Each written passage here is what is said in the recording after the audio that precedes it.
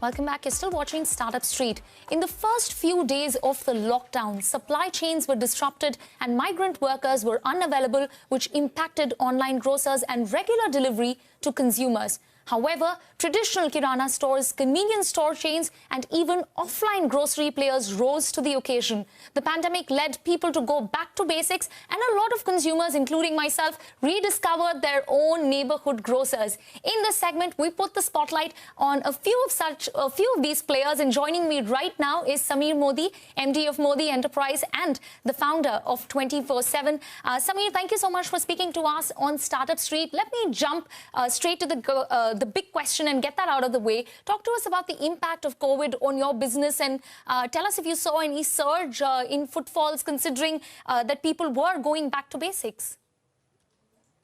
I think that we were taken aback when the lockdown happened, and that had a great impact on the supply chain. So what happened was that all of a sudden there were no goods available, and we saw people going towards commercial items they could use every day, eggs, essential items. And now we're seeing that because of that and supply chain disruption, our sales fell down by 50%. Okay. But were you seeing an increase in the footfall? So you're saying that you were not able to match the demand because your supply chains were disrupted. Was that the problem on ground? Yes, it's becoming better now because we had to reinvent our supply chain. We had to go into direct delivery store. We had to go into neighborhood places, warehousing where we could supply to our stores, as well as we had to go to consolidators who had some stock and they could supply to us.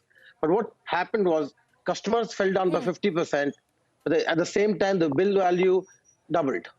So or it evened out more or less. Okay. And it eventually evened out. Now the COVID crisis. Go ahead, Sameer. So I wish that we had been given a little bit more warning on the lockdown. If we had given more warning to lockdown manufacturers and the chains like us and the grocers would have been more well prepared that this is happening. Let's stock up. Let's do things so consumers can get what they want. And initial few days we found that the lines were almost a kilometer long. And with the social distancing norm, people were waiting for 3 to 4 hours. So that became a challenging nightmare for us with limited opening hours at the same time. And because of this, coupled with blockades for people coming in, so our store staff fell down to almost 30% of our strength. So we're managing 90% of our stores with 30% strength. So it was a nightmare.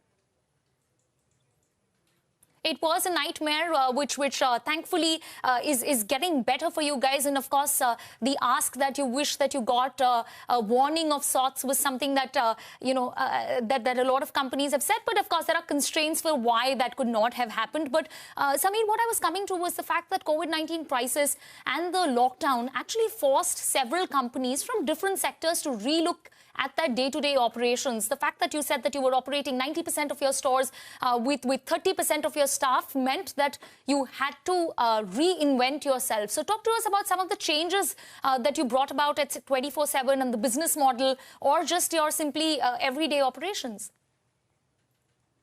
So one is that we innovated our supply chain. We were originally warehouse-led. We went into direct-to-store. We created sub-warehouses so that we could ensure smoother supplies, and we de-risked our existing supply. That's one change we brought. The second change we brought really was on how we interact with the customers. With the lockdown happening, with the social distance norm happening, we made circles on the floor that could give the 3 meters distance between one customer to another. But at the same time, the pressure increased simply because we had to. Customers were desperate. They wanted the goods that we had and the goods that we didn't have. So I mean, I've been visiting stores ever since the lockdown, and it's amazing how I find these guys, the store guys of 24/7, as the heroes. They put their families first, and they just been there doing this nation a service. So we had to change that. We had to change. Absolutely. We had to change how we these are the guys. Yes, these Please, are the please. guys who've been working on the front line, Sameer, and the fact that you've highlighted that is definitely true. They had to be patient. They were working on ground during the lockdown, during a pandemic. But Sameer, since we're a little short on time, let me, we'll continue talking about 24/7. But let me quickly also focus on your other vertical of Modi Enterprises, which is Color Bar. So while 24/7 was up and running in whatever way and form, because it fell in the essential services category, operations for Color Bar would have hit a complete standstill. What was the impact on this non-essential side of your enterprise? If you can quickly highlight that for us. I mean, with Color Bar, we were actually zero. And we had to run government draws, pay our 1,800 beauty advisors, we had to pay our entire staff. And other Modi Enterprises, we are a very caring organization. So we don't believe in letting go of anyone. And the impact of that has been tremendous on the bottom line and on our ability to survive. That all of a sudden the brand is growing. March was a big month. Sales went down to zero toward the end of March. Sales are zero currently. Very, very little sales are happening on the internet. E-commerce companies are shut down. So overall, it's almost like our legs and hands are cut off. We are just left in the cold. And in other countries that I've seen, that there's a lot of support for manufacturers and marketers in terms of government paying the salaries. Nothing came our way, so we're just stuck. We're stuck dead in the water. Okay. While you say that nothing's come your way, of course, we've been hearing a lot of measures being announced by the finance minister. Anything that were announced that you think would be beneficial for you, Sameer, and for the Modi enterprise at this point? I think that the benefit that the government has announced, one is the 10% PF going down from 12%. Right.